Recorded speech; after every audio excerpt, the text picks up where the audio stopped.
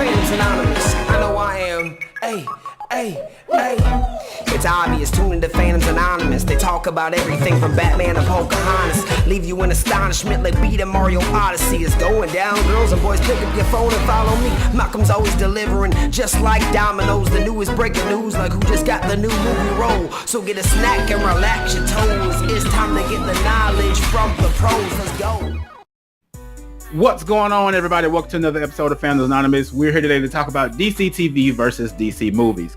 Now, I know there's a big difference between the DCTV and the DC movies. You know, on the DCTV side, you have a Flash series. You have Arrow, which is after the Green Arrow. You got Black Lightning, Supergirl, Legend of Tomorrow, which is a host of different characters. And you also have, I'm missing one. I know I'm missing one.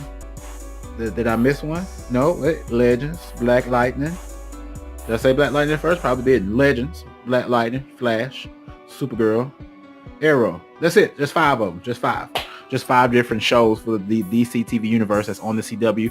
Then we go to the movie side with the whole Justice League, which includes, well, no longer Batman and no more Superman, but you get the point. Wonder Woman, Flash, Aquaman, of course, is coming out this year. And we look at a lot of variances between the two, you wouldn't call them companies, between the two entities, the DCTV and the DCEU. And you can also include the Titans series, and you can also include Gotham in this conversation because that's technically DCTV. And with television, you have more time to flesh certain things out. You have more time to take risks because, you know, it's going to be a storyline that people are going to be watching over a period of weeks and over a period of months. And basically, within 6 to 8 months, they're going to watch a whole season of television. Whereas in a movie, you have to carefully and methodically pick out what you're going to do, how you're going to do it, and have a reason for why you're going to do it. I'll give you an example.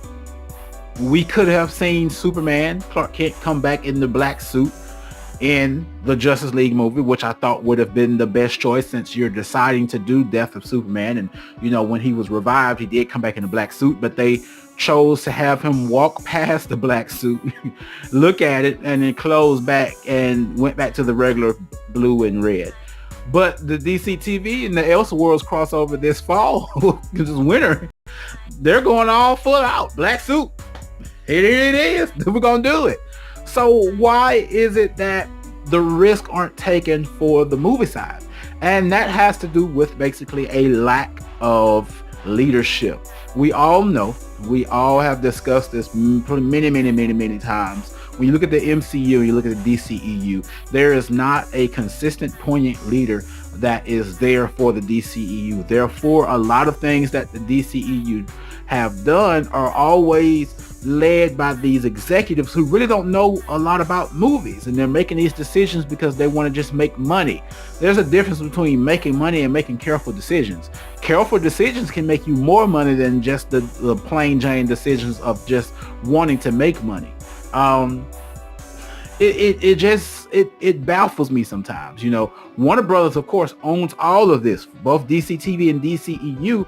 And when you look at the decisions that are made for DCTV, it's almost like they say, hey, do what you want. Greg Berlanti, the guys over there, Andrew Kreisberg, well, not Andrew Kreisberg anymore, but at the time, you know, these guys were just shelling stuff out, taking risks, doing different storylines, introducing new characters, creating characters, things of that nature. They're doing things that the DCEU is afraid to do.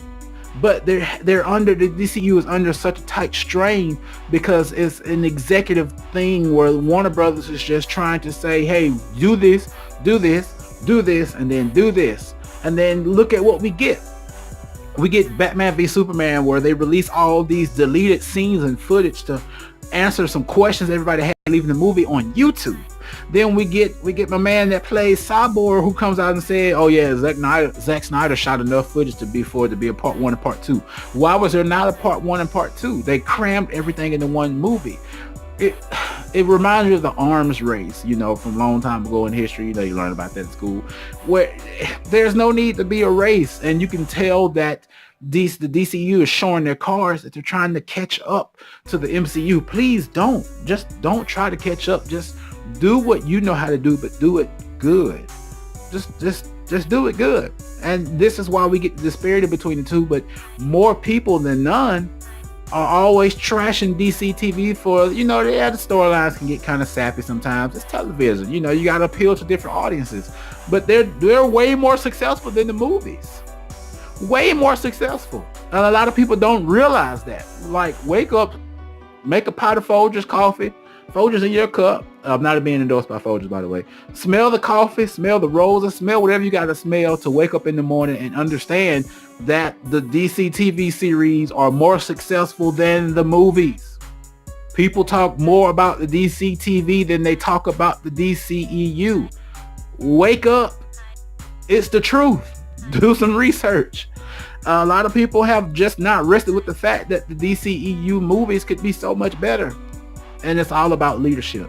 And I want to know what you guys think about this in the comments below, whether you're watching this on YouTube or Facebook. We appreciate all of you guys for checking out the Fandoms on this YouTube channel. We try to keep you with that consistent quality content all the time so you guys can get the hard, cold facts about what we love here in this world that we call superheroes and movies and television. That's all I got for you guys today. We'll see you guys in another video.